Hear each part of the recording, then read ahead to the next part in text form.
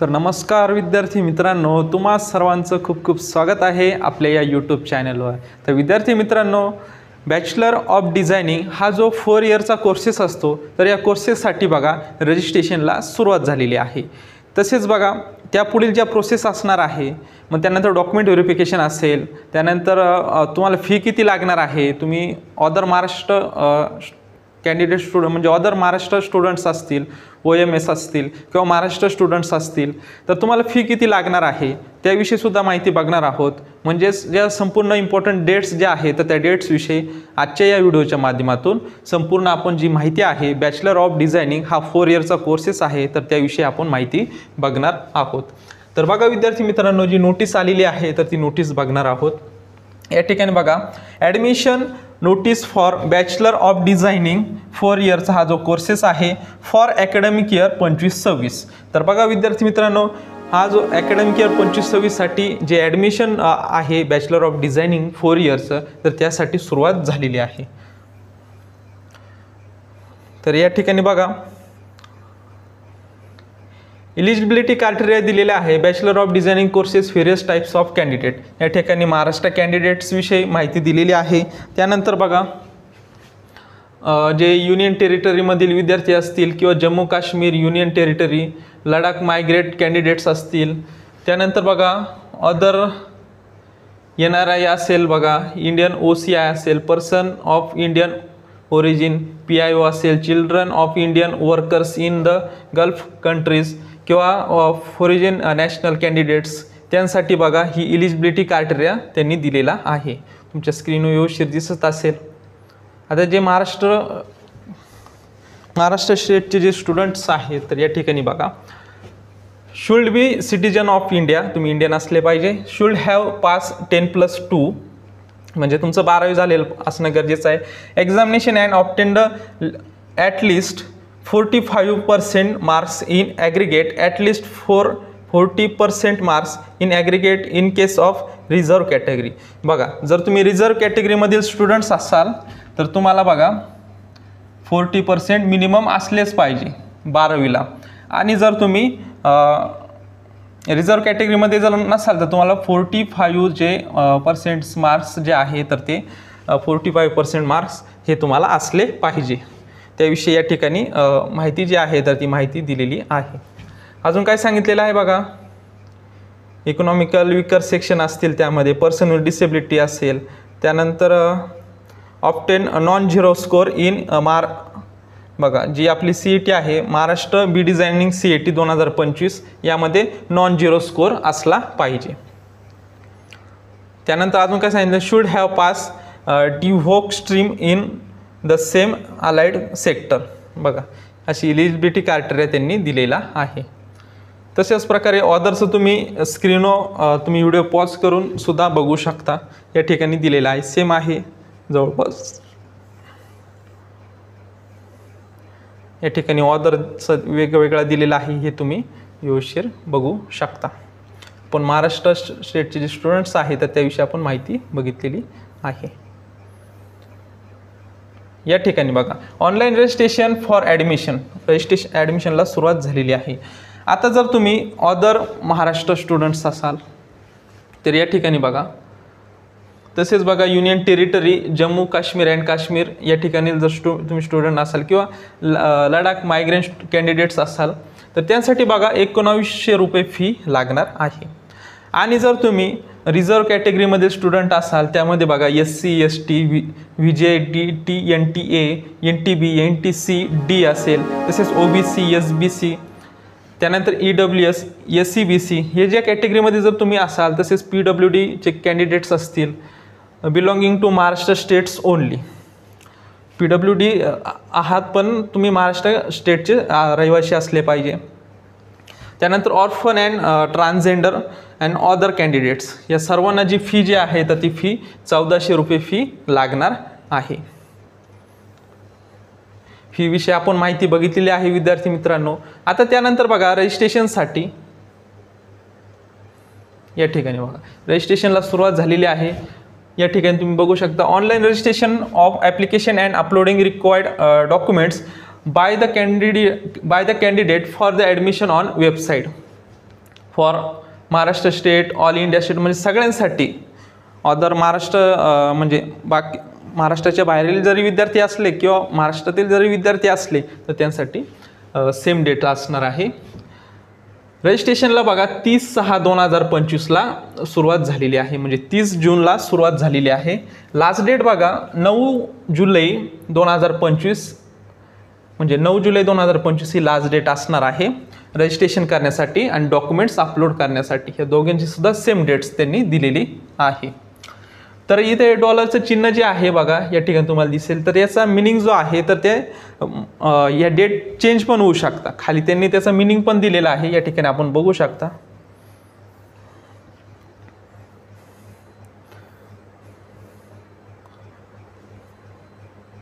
Okay, या ठिकाणी बघा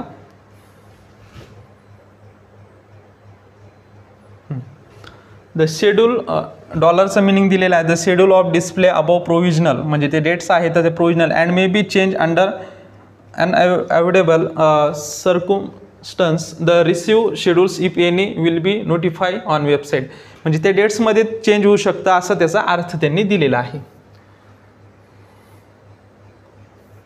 परंतु आपल्याला ह्याच डेट फायनल समजून लवकरात लवकर जो फॉर्म आहे तर तो फॉर्म फिल करून घ्यायचा आहे, जेणेकरून आपल्याला पुढील ज्या प्रोसेसला उशीर होणार नाही याची आपण काळजी घेतली पाहिजे. त्यानंतर बघा document verification and confirmation of application form admission by online mode. Document verification होणार आहे 1 जुलै ते 10 जुलै या दरम्यान तुमचं डॉक्युमेंट व्हेरिफिकेशन होणार आहे. मग डॉक्युमेंट व्हेरिफिकेशन कसं होणार आहे, ई स्क्रुनिटी थ्रू सुद्धा तुम्ही तुमचे डॉक्युमेंट्स व्हेरिफिकेशन करू शकता, म्हणजे घरबसल्या सुद्धा तुम्ही ऑनलाईन पद्धतीने व्हेरिफिकेशन करू शकता. आणि दुसरं आहे फिजिकल मोड, म्हणजे FC सेंटर असतात बघा, फॅसिलिटी सेंटर असतात, तर त्या ठिकाणी जाऊन तुम्ही फिजिकल स्क्रुनिटी थ्रू सुद्धा तुम्ही तुमचे डॉक्युमेंट जे आहे तर ते डॉक्युमेंट व्हेरिफिकेशन करू शकता. त्यासाठी त्या डेट्स आहे 1 जुलै ते 10 जुलै या दरम्यान. आणि रजिस्ट्रेशन आणि डॉक्युमेंट्स अपलोड करण्यासाठी 9 जुलै 2025 ही लास्ट डेट असणार आहे. पुढे बघा विद्यार्थी मित्रांनो, डॉक्युमेंट व्हेरिफिकेशन विषयी आपण माहिती बघितलेली आहे.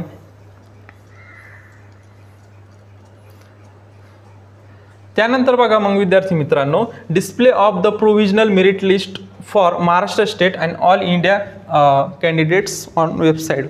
या ठिकाणी बघा ऑल विद्यार्थ्यांची एक प्रोव्हिजनल जी मेरिट लिस्ट आहे तर ती मेरिट लिस्ट लागणार आहे 13 जुलै 2025ला. ठीक आहे. त्यानंतर मग त्यामध्ये जर तुमचं नाव वगैरे आज तुम्हाला प्रोव्हिजनल ती लिस्ट असणार आहे, मग त्यामध्ये तुमचं नाव वगैरे चेक करून घ्यायचं आहे, कॅटेगरी मार्क्स वगैरे संपूर्ण डिटेल जे दिलेले आहे तर त्या लिस्टमध्ये तुमच्या चेक करून घ्यायच्या आहे. आणि जर त्याच्यात काही एरर नसेल तर काहीच करायचं नाही तुम्हाला. जर चुकी असेल तर तुम्ही एडिट करू शकता, म्हणजे त्याला ग्रीव्हन्स तुम्ही देऊ शकता. मग त्यासाठी 14/7 ते 16/7 या दरम्यान जर काही चेंजेस असेल तर तुम्ही नक्कीच त्यामध्ये चेंजेस जे आहे तर ते करू शकता. मग त्यानंतर मग चेंजेस केल्यानंतर मग फायनल जी मेरिट लिस्ट आहे, display of the final merit list of Maharashtra states and all India candidate on website. मग फायनल जी मेरिट लिस्ट आहे तर ती 18/7/2025 म्हणजे 18 जुलै 2025ला फायनल मेरिट लिस्ट जी आहे तर ती फायनल मेरिट लिस्ट लागणार आहे.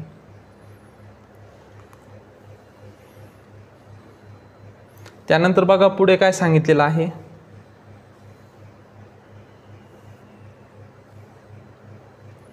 नॉन क्रिमिनल विषयी माहिती दिलेली आहे. म्हणजे व्हॅलिड 31 मार्च 2026ला आपल्या नॉन क्रिमिनलच्या खाली व्हॅलिडिटी दिलेली असते, म्हणजे किती तारखेपर्यंत वैध आहे ते नॉन क्रिमिनल सर्टिफिकेट.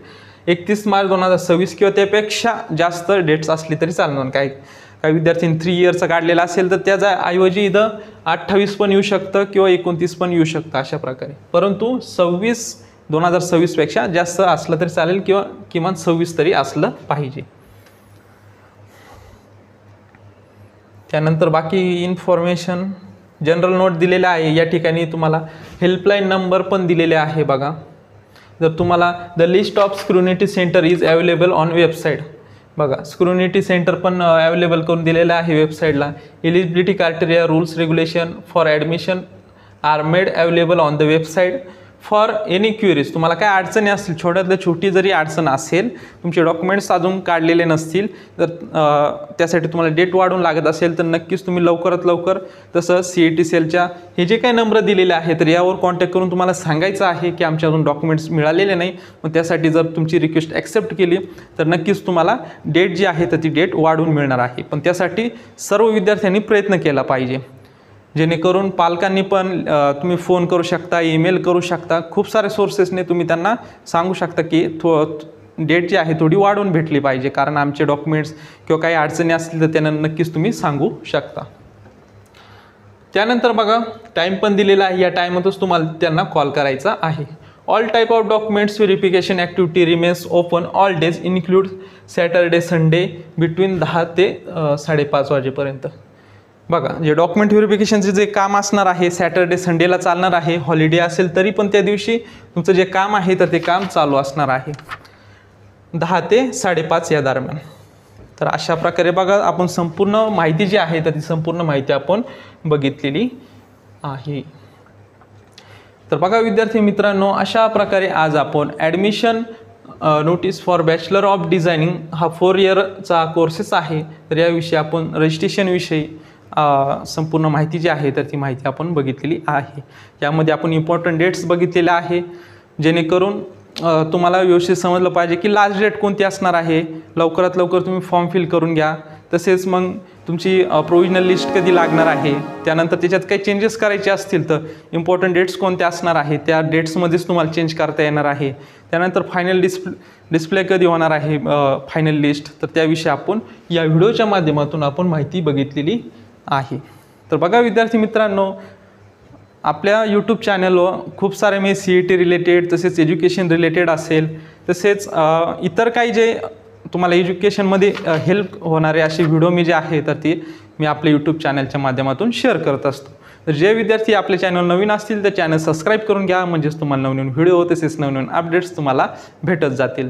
तर विद्यार्थी मित्रांनो, भेटूयात नवीन अशा एका व्हिडिओमध्ये. तोपर्यंत धन्यवाद.